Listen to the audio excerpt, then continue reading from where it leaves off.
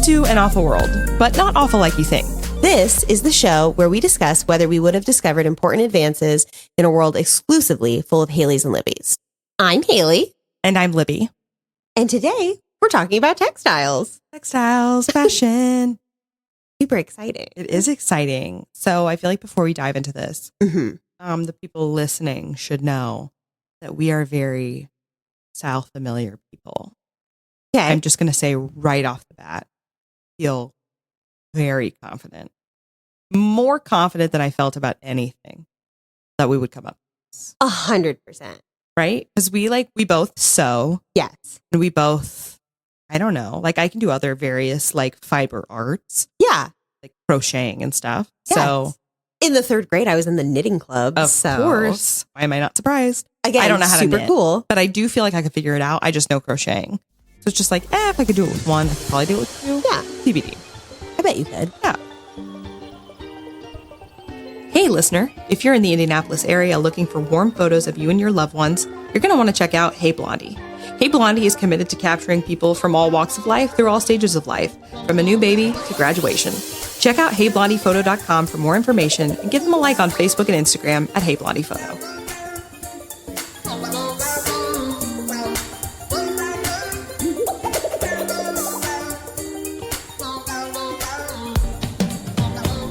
So textile, let's jump into it. Yeah. So first of all, I would like to say, up until this point, we've come up with fire. We can do glass, all of these things. We're still just naked. Oh, we are, and that's really a bummer. Yeah, we've got to figure this out. Yes, I agree. It turns out textiles are also hella old. Super old. Which is kind of crazy. So we think that like the first clothes were probably like somewhere between 100,000 and 500,000 years ago that humans began wearing clothes. That is insane. That is insane. That's like way, like obviously I knew it was like within the last like 30,000 years. I was like, yeah, that's probably about when. But when I looked that up, I was like, are you kidding? Yeah.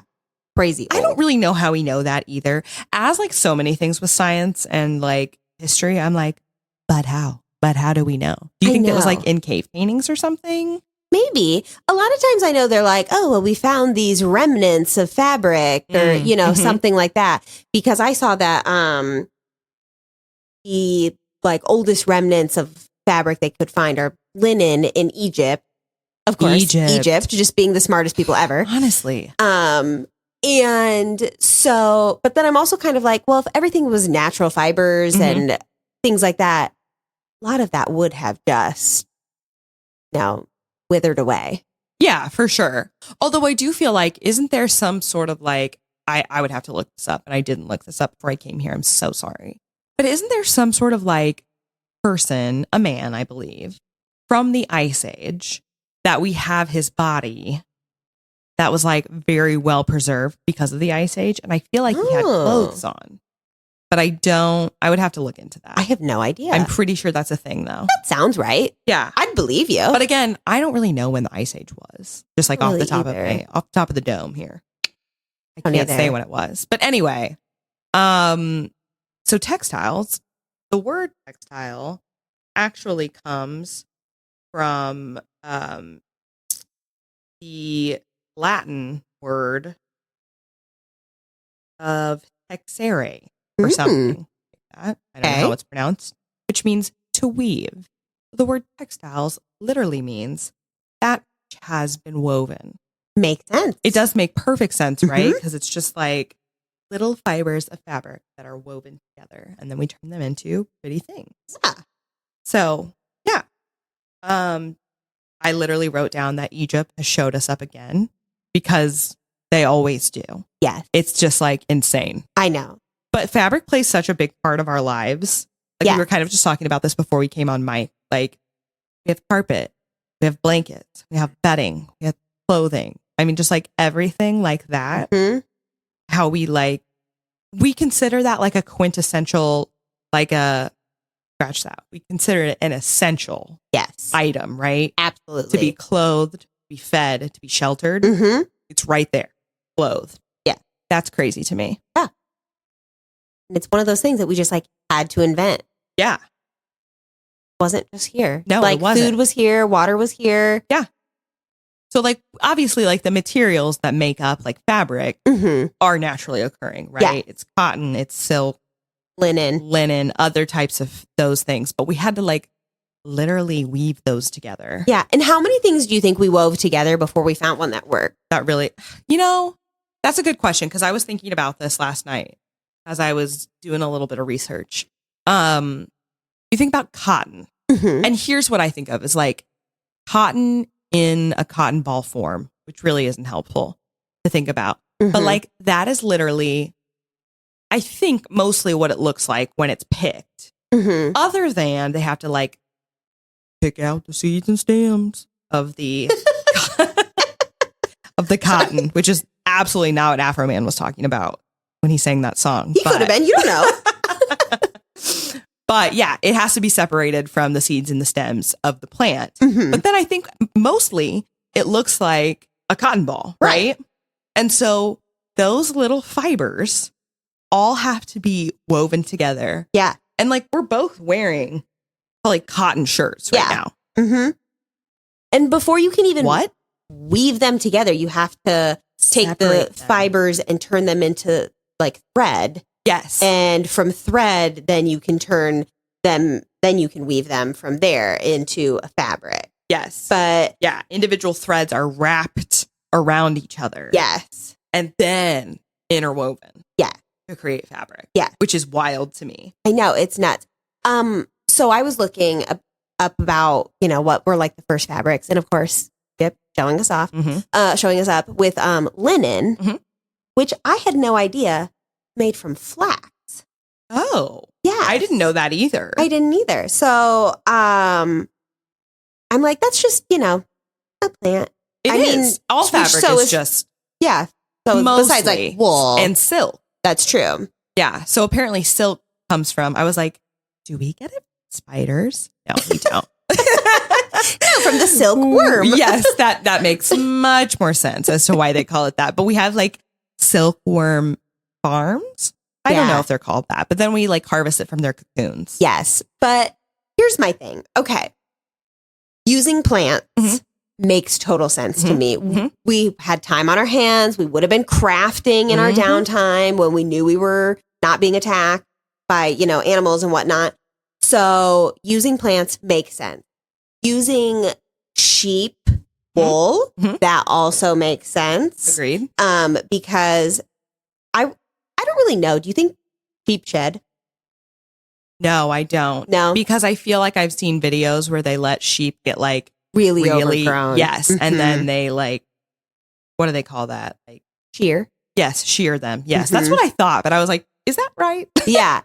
In the back of my mind, I was like, it's not shiv. Don't say shiv. No, don't shiv. Don't shiv the sheep. It was like somewhere between shear and shave that I was like, shiv. No. Then my brain shut that down immediately. It's like, that is wrong. That's for the prisons episode. That's right. So yeah, but like they let them get really, really long before they shear them. So no, I don't think that they shed naturally. But like it makes sense to me that, we'd be like, oh, we'll just give them a little trim. And then what would we do with the extras? I'm sure we would be like, this is soft. We could do something with it, fill pillows or whatever.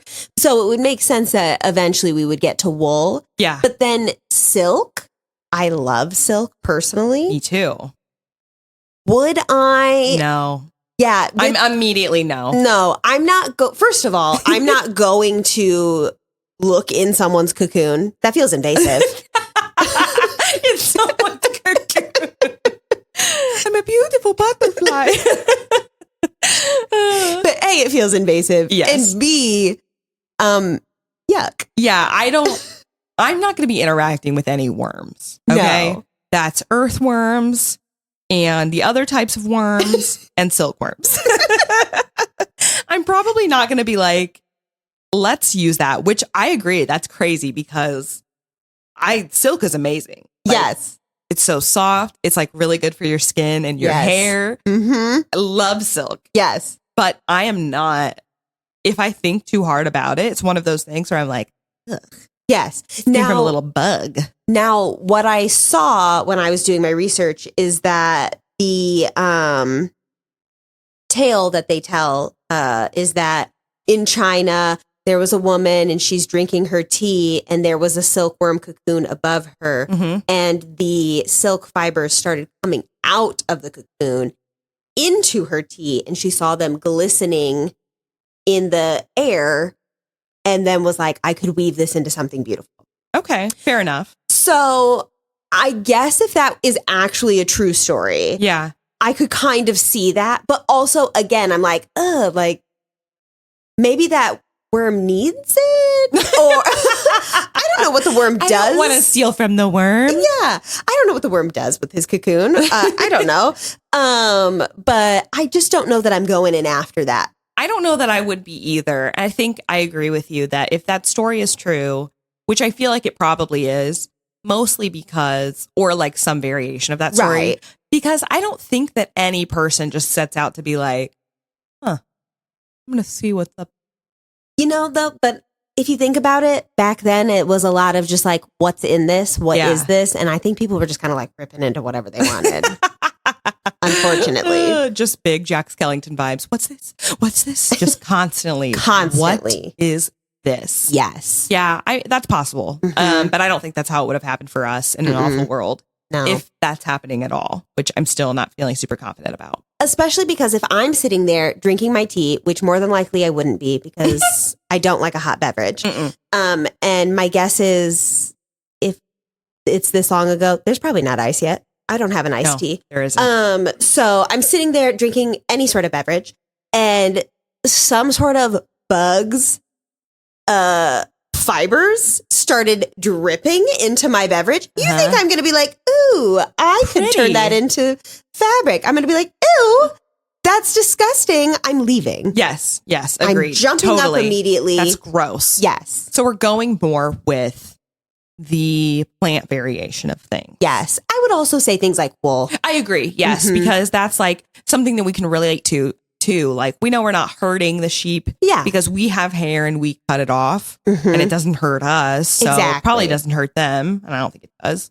But yeah, so that's just like the beginning stages of fabric itself. Yes. So then apparently about, I think 50,000 to 60,000 years ago, we started developing like sewing tools and including the loom. Yes. Which is crazy. But I also think about, I would totally be all about this shit. Oh, because did you ever have that toy as a kid that was like the little red plastic loom that you would make a little pot holder out with of? the rubber band thing? Yes. I loved that so much. I did too. And did you ever do that thing in like art class where they would give you like a paper plate or a piece of cardboard? Keep going. Okay. So I don't know. You're looking at me like I'm insane. And did we put paint on it? I don't know where this is going. No. So you would get like a paper plate or a piece of like rectangular cardboard, whatever. And you would cut little notches. Yes. And then you would put the string around it. I know exactly what you're talking about. And then you weave your yarn through it. And we would make pot holders that way too. Yeah.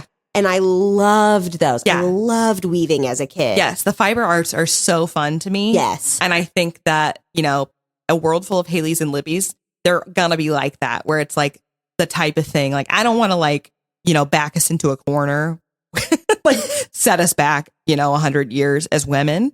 But like, that sounds so fun. I know. Just sitting in your little rocking chair, just like weaving, you know, fibers all day, making fabric. Yes. I mean, I'm sure eventually it would get boring, but I think it still would be a fun thing. And then after you're done with creating your fabric, then you get to create clothes. Yes. Which I think is really where we shine. Absolutely. And here's the thing is it's fun because we would be doing it because we wanted to and not because someone told us to. That is so true. The second someone tells us to do it, we're done. No more for you. I'm not doing that. That's not fun. Don't tell me what to do. At all. Ever. Don't tell me. So yeah, I think we both like, I don't know. Have you ever, I've like sewn clothes for myself. Have you sewn clothes? I know you've sewn like baby clothes and things like that too. So like we're both like pretty good at that. Yeah. And I think it just makes sense to my brain. I don't know why, but it is one of those things that I'm like, this makes sense, which is a miracle because math is not at all where I shine. So like trying to like measure things and do that sort of thing. I really didn't think that like sewing would be for me, but it totally is. Yeah. I'm totally with it. I get that. Yeah. I don't know if we would have ever come up with like sewing machines though. I don't know that we would. Yeah. I think if we came up with sewing machines, it would be very primitive. Yes, it'd be very primitive. Rudimentary. It would be very like a hand crank or, you know. You don't think you'd come up with like a foot pedal Maybe. to make it spin or something? it would definitely be something where we are. Yeah, no electricity Yes, involved. no electricity. That would be too hard. Like an OG like sewing machine. Yes. Yeah, this is really bad. I don't know how sewing machines work. Oh, I have no idea. I don't know what happens. I can tell you what happens up top, right? Like, okay, we know how to thread a machine, thread it through the needle, right? Yep. What's happening below? That's what I don't understand. Yeah, I don't know because you've got your bobbin. Yep. And you just tuck it through there and you kind of pull the thread out. And I think it's like the top needle goes down and with that thread, I think it just hooks that bottom piece. Oh. And so they just connect. I think is what's happening. But if we made a sewing machine, I don't know that would be our thought process. Because if I am sewing by hand, I have my one little needle. Sure. I am going like in and then back up. Yep. And so I am not like, I need a second thread to go in the bottom because I'm like, no, you just need that one thread. And this is something that I didn't understand until I started sewing with a machine. I had no idea what was going on underneath, you know, like you just see when you look at a sewing machine, just see that top needle and thread. And so I was like, I don't know how it does it, but it does it. And then when I started actually sewing with a machine, I was like, oh, you mean to tell me there's thread under here? Yeah. Okay. This is making more sense, but also not because I still don't understand how it works clearly. Yeah, no. But yeah, I think so. I agree. I think we would have come up with some variation of it.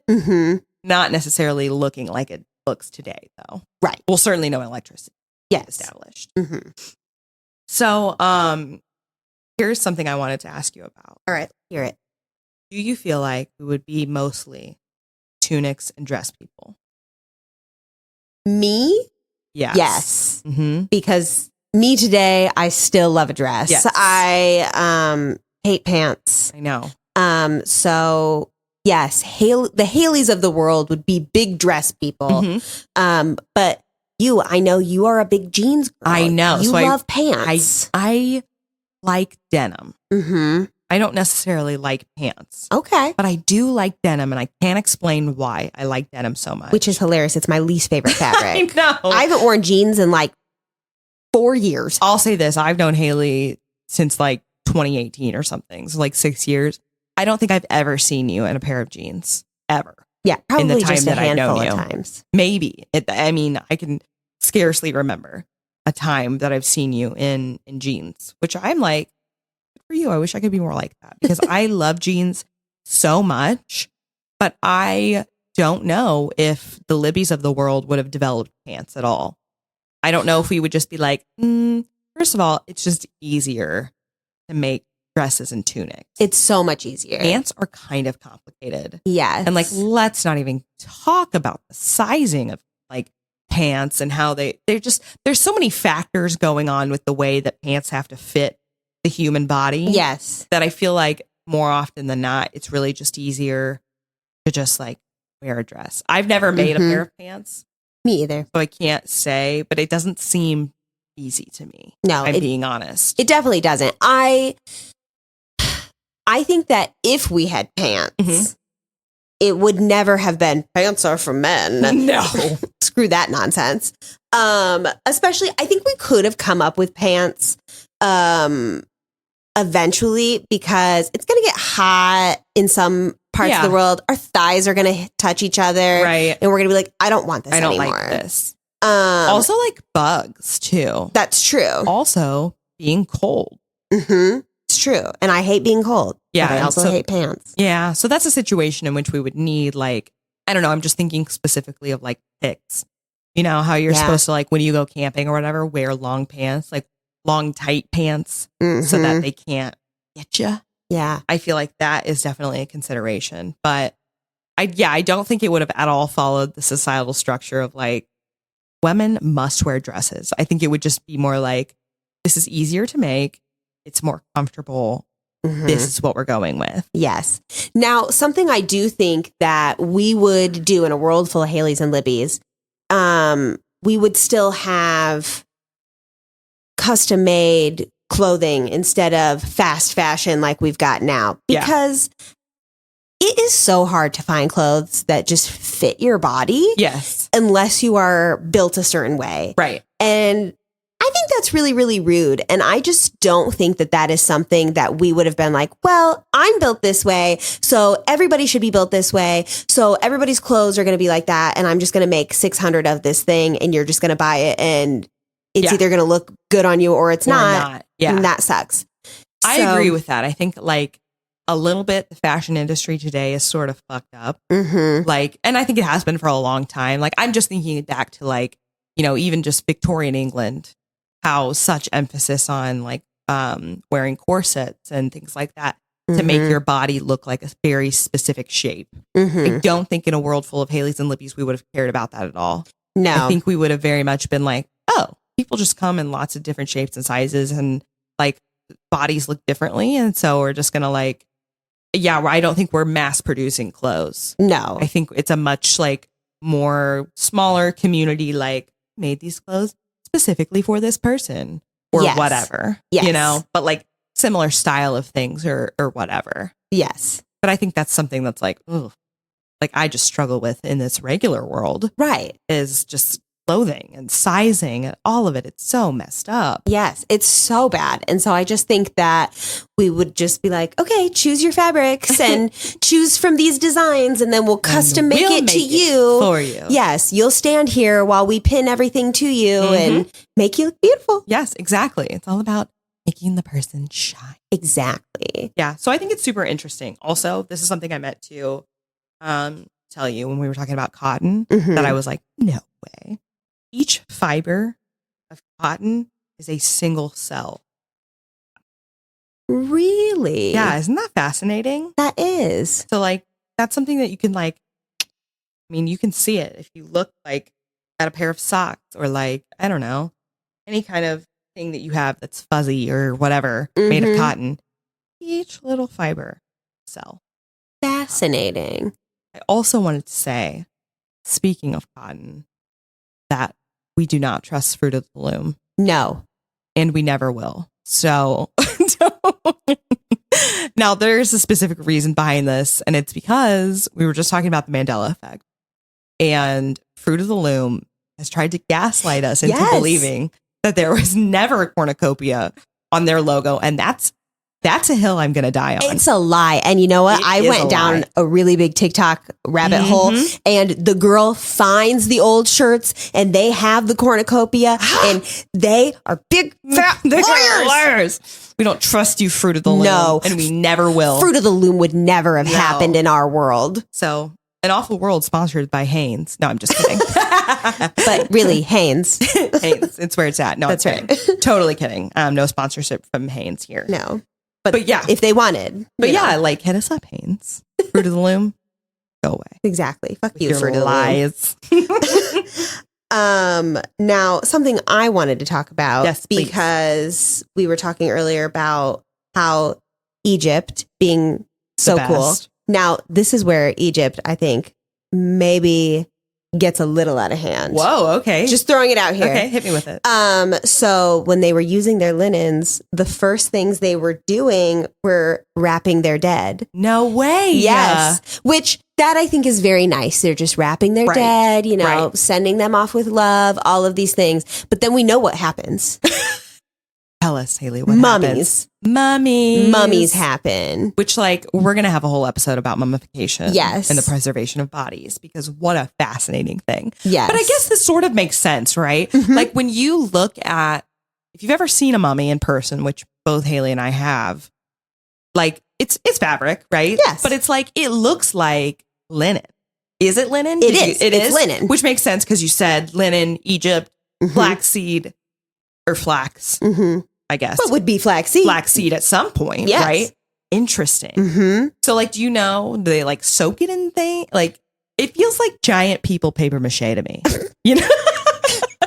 That is so accurate. In the face, and you just put it over the top. I would assume that they would when they're mummying, like mummification process. When they're just like, we're wrapping our dead and sending them with, that I think they're probably not. But I think with mummification, I don't know. I'm not doing that research yet, but I would assume we'll get there. Yes. Okay, so that's what they were like using it for in the beginning. Yes. Interesting. And then after that, like dresses and stuff like that. But originally, to wrap their dead. Interesting. So, Okay. Do you think like I haven't thought about this until just now or done any research on it. Do you think that shoes were invented around the same time as like clothing? I don't know. Because like I wonder what like ancient shoes look like. Yeah. Like, okay, we always joke about like Jesus sandals, or at least my generation does. So like I think they were around obviously, in the AD times. Well, I guess the BC times too. The DC times, the during Christ times. That's true. Is what I'm going to call it. So, I mean, they have to be like pretty old shoes. I would assume. But what were they made of initially? Because like rubber is not a thing that came. Rubber is from trees. We can talk about it at some point if you want. But like we should. It's like trees in South America, and that is a thing that I don't think we really started like harvesting until like the 16th century or something. I don't know. Yeah. I think it came way later. So like, were we making shoes out of fabric? What were we doing? Let me tell you a little story. Okay. Shoes had to be around. Okay. And here, let me tell you why. So this is something I learned in my French class in college. Okay. So the story Cinderella. Mm-hmm. I'm familiar. And how she has a glass slipper. Yes. Well, when you say glass in French, it's verre. Now, when you say fur in French, it's verre. Now, these stories were originally told they were just spoken to each other. They were not written down. Right. And apparently around the time that this story was really popular, in China, they were wearing fur slippers. So it got misinterpreted potentially by the French people. Mm-hmm. And that is how we got glass slipper. And it just seems so much more magical. It does, honestly. But at the time, a fur slipper would have been super... I'm sorry. I'm just picturing Prince Charming putting an UGG on Cinderella. Just like, ooh, magical. But like apparently in China, these fur slippers were like the haute couture of the time. They were like the big news because kind I'm of sure a thing. They were so comfy. I'm sure. And so apparently that is, I think, what there was a big misinterpretation of that. Interesting. So what, too, now that I'm thinking about it, moccasins worn by indigenous peoples of the Americas, those were probably made of animal skin, though. I would assume. But if you're thinking like animal hides and fur, and then you think fur, it goes hand in hand. That makes sense. Okay. But again, the Haylies wouldn't do that. No, they wouldn't. I think that would be up to the Libbys of the world. Yeah. To deal with it. Would you skin these animals? That's a really tough question. So I think, we've kind of talked about this before. I don't remember what episode we were talking about it. But I think that some of me, I don't know if it's like I've got like the Great Depression grandparents that like have pounded this into my head that you don't waste things. That's true. And so I would just be like, this animal's deceased. It's no longer here with us. Again, I'm not going to be the one killing the animal. That's not for me. But if it's there and it has something to offer that could keep me warm or protect my feet or that I could make tools out of or a weapon out of, I may be more inclined to try to like figure that out. But would you be able to do that while it was still like it hadn't decayed. So its skin is there, its fur is there, Yeah. all those things. Or would it be one of those things where once it has decayed and then you've got the bones, you'd be like, I could use these for tools. I don't know. But because I just feel like cutting into it would be tough. you for know, me. I'm not going to lie. It would be tough. it would be hard. But I also think that is something I could probably stomach if I had to. It would be fantastic for society's sake. Yeah. In a world full of Haylies and Libbies. But And I don't have like It'd be hard. like a weak stomach about those sorts of things. I don't want anything to be harmed. You know what I mean? yes. So if it's living and we're doing something to, I don't like that. I have a Right. weak stomach when it comes to that. Agreed. But now if it's something that's already gone, that it's not going to be harming it. It's not, I mean, it's just going to decay into the earth and be nothing. Mhm. So I might as well use it. I think I might, I think the Libbies of the world may be able to actually do that. Okay. I don't want to say with 100% confidence because I don't know. Yeah. But I think at some point the Haylies, I'm sorry, the Libbies, not the Haylies, Not the Haylies. would be like, okay, let's see like what we can do with this. Okay. But I don't know. Maybe that's something else that we should talk about, like hide and fur Yeah. at some point. Yeah. Because I don't really know the process of like, you know, you get hide and then like, how do you turn it into leather? I have no idea. I I think you just dry it out. Is that it? I think so. Okay. So what's really the difference between leather and like beef jerky? I don't understand. I thought beef jerky was like the meat and then you dry it out. Yeah, that makes sense. That checks out. Not the skin. Oh, then what are pork rinds? I'm so confused. Oh yeah, I think that is pig skin. I think it is too. But I think it's like deep fried, not Okay. dried. Well, it's just anyway.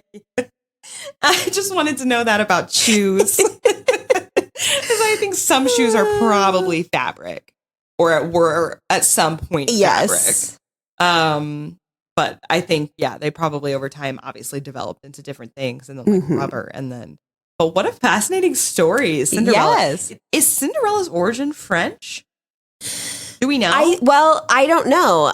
I think it was just one of those stories that was told down for generations, and I think it was written in at some French at some point, and Okay. that is where the mistranslation they believe happened. Gotcha. To get to the story we know today. Okay. Just because I'm So. thinking of like, you know, like The Little Mermaid is German. It's Mhm. a German story. And then like, I don't know, some other ones that I'm like, that is specifically this country that you think of when you think of this fairy tale Yeah, or whatever. yeah, So Hansel and Gretel, I think, are also German.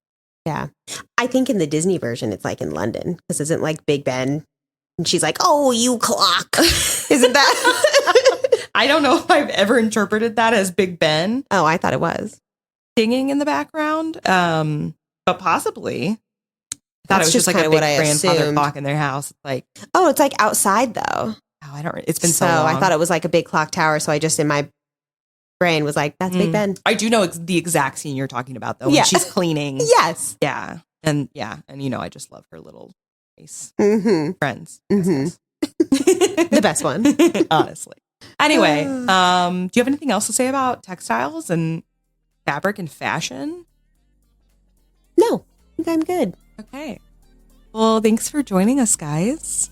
Talk about textiles and fabric, shoes, and other strange came up tangentially in this episode. Yes. And it's nice that we have one that we're just, really confident in. Yes, absolutely. Yes. We should conclude by saying 100% without a doubt, I know in an awful world we would have come up with fabric and textiles. Yes. And again, we're here to make the world more beautiful, less awful. You know what? There's actually one more thing we should say about this is the Let's hear it. dyeing of fabrics. Oh, yes. Because we've talked about before, an awful world is a very colorful world. And I think that we would have had very colorful fabrics. Like we would have figured out like plants are pretty colors, Yes. which we've talked about before. Yeah. And we would use those to like make dyes. Yes. To dye certain fabrics and make them like pretty. And I'm sure we would paint on them, like people like Ooh, hand yeah, paint on like silk flowers, and yeah. things like that. But I'm pretty sure we would have done that too, because how else are we going to really come up with the the patterns. That's true. You know, That I is mean, you true. can get them through weaving, and eventually I think we would figure that out. But I think eventually, to start, we would just be painting on Yeah, things. I agree. Cool. Yeah. Well, thanks for tuning in. Join us next time. Yes.